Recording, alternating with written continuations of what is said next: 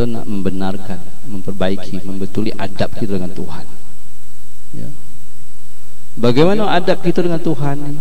Bahawa kita buang, kita keluar, kita hilangkan daya dan upaya. Ini adab dengan Tuhan. Mendudukkan Allah benar-benar sebagai Tuhan kita dan mendudukkan diri kita ni sebenar-benar seorang hamba Allah Subhanahu wa ta'ala.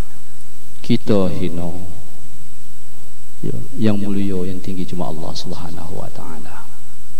Kita ni fakir, tak punya apa-apa, dan kita selalu berhajat kepada Allah Subhanahu wa ta'ala.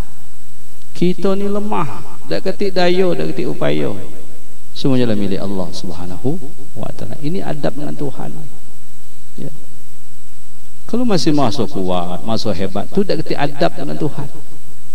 Ya. Sejatinya kita memang tak punya apa-apa, bukan siapa-siapanya, ya. Tidak ada apa-apanya dan bukan apa-apa. Ya, adab kita dengan Tuhan. Ya. Sekecil sebesar debu pun masih memiliki rasa kemampuan, kehebatan, kemuliaan, ketinggian, ya, dan tidak berhajat dengan Tuhan. Gitu. Itu namanya tidak beradab dengan Tuhan. Ya. Itu tidak beradab namanya. Jadi beradab dengan Tuhan ni apa? Mentauhidkan Allah Subhanahu wa ta'ala. Nah, kita ni masih orang-orang banyak belum beradab lagi, ya, dengan Tuhan ini. Ini kita memperbaiki, nak belajar adab ini, bahawa kita akan mendudukkan diri dalam hakikat la haula wala quwata illa billahil aliyil azim. Dan demikian itu adab kita dengan Tuhan dengan 3 perkara. Ya. Pertama, mendirikan fardu, apa yang Allah perintahkan kepada kita, ya, kita tegakkan. Ini adab dengan Tuhan. Ya, perintahan yang fardu, ya, ya, seperti solat 5 waktu, zahir dan batin kita lakukan. Ini di antaranya. Dan yang kedua, berpaling daripada makhluk, mengeluarkan makhluk dalam hati kita, ya, mengeluarkan makhluk dalam hati kita. Tempat kita bergantung hanya Allah, tempat kita menyandar hanya Allah, tempat kita meminta cuma kepada Allah, tempat kita pertolongan Allah. Jadi berpaling daripada makhluk, ya. Kita memang putus dengan makhluk itu, ya.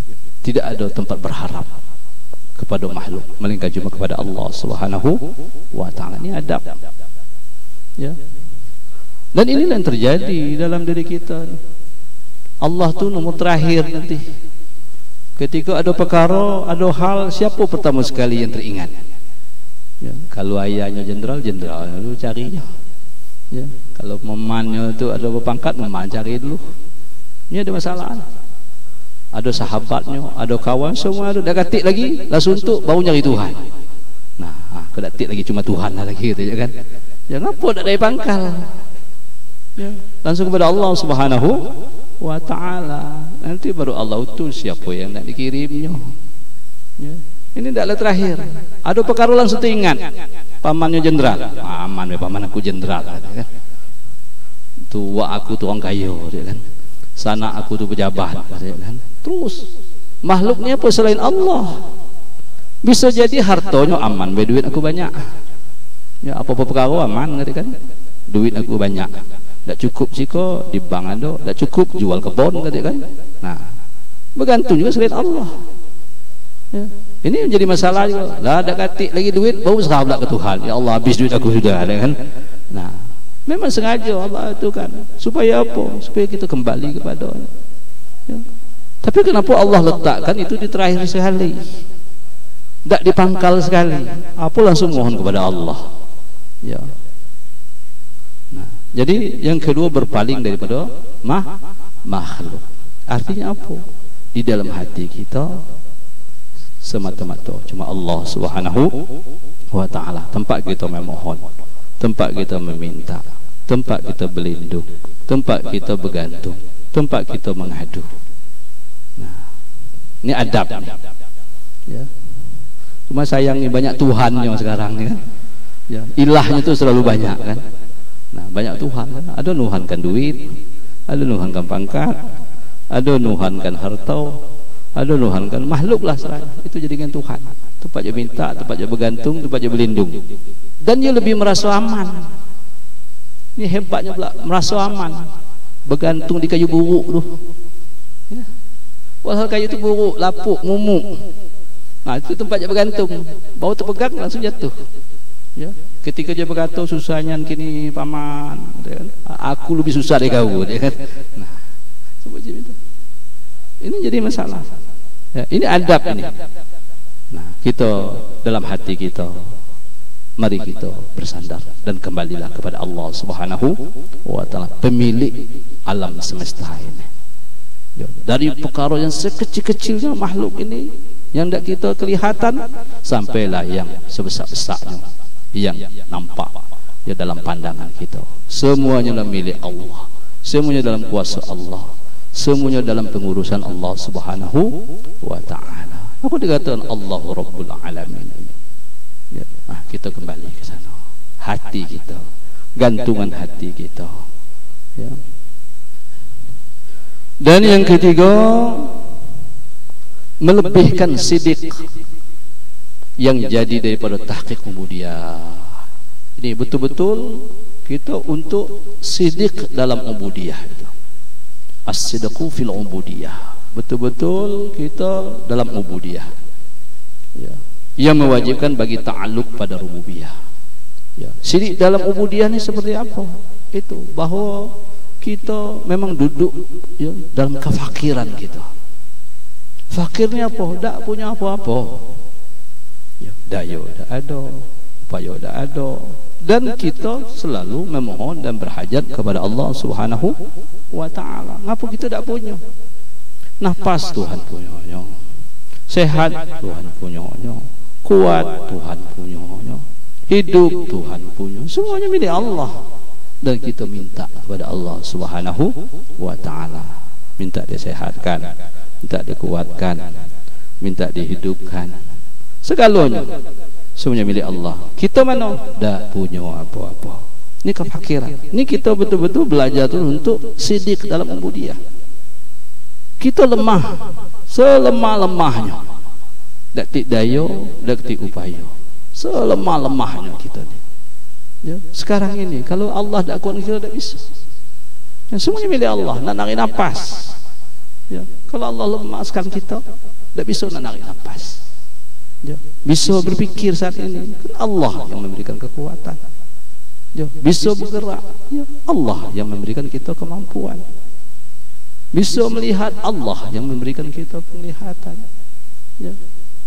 Kesadaran itu yang harus terus kita bangkitkan, sehingga memang kita ni tak punya apa-apa, hidup dalam kefakiran, untuk membenarkan bahawa kita ni adalah duduk dalam ubudiyah. Ya. Inilah kehambaan ini. Ya. Mana yang kita miliki tak ada. Ya. Mana yang kita punya tak ada. Ya. Napas ni, kalau tak ada Tuhan, nyari oksigen, ya, mahal katanya. Ya. Berapa tabungnya? Ya. Sehari berapa tabung kita butuhkan kalau kita nak pakai tabung itu? Ya. Anggaplah 3 tabung yang kecil-kecil tu. Sehari kali sebulan, kali setahun, kali berapa kan? Ya, jadi nak narik nafas miliaran biayanya. Kalau pula ada duit, kalau ada ketik selesailah. Ya. Baru urusan nafas. Ya. Ini kan menyadarkan kita. Jadi kesadaran itu nak terus kita bangkitkan dalam ubudiyah.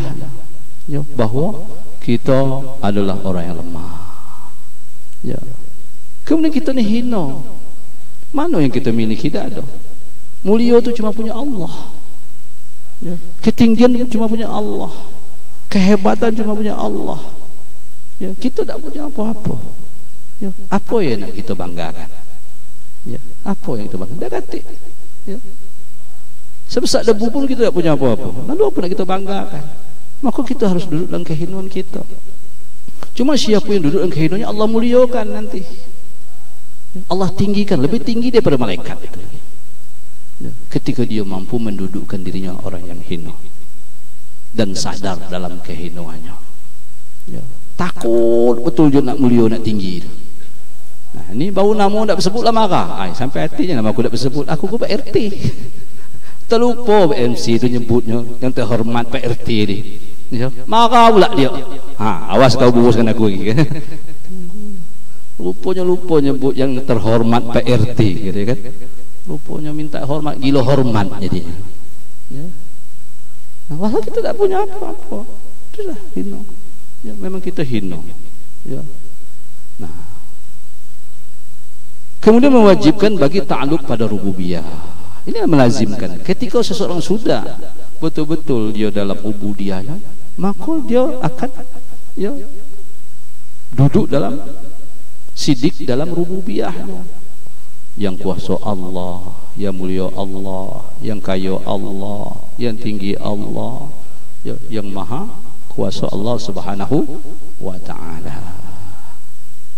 Ketika ini ya, orang sudah duduk dalam ya hakikat yang ubudiyahnya, as-sidqu fi ubudiyah wa sidqu fi rububiyah, barulah Allah bukakan, baru dia menjadi orang yang luar biasa, baru dia bisa ya terbuka perkara yang gaib-gaib tadi, perkara yang asrar.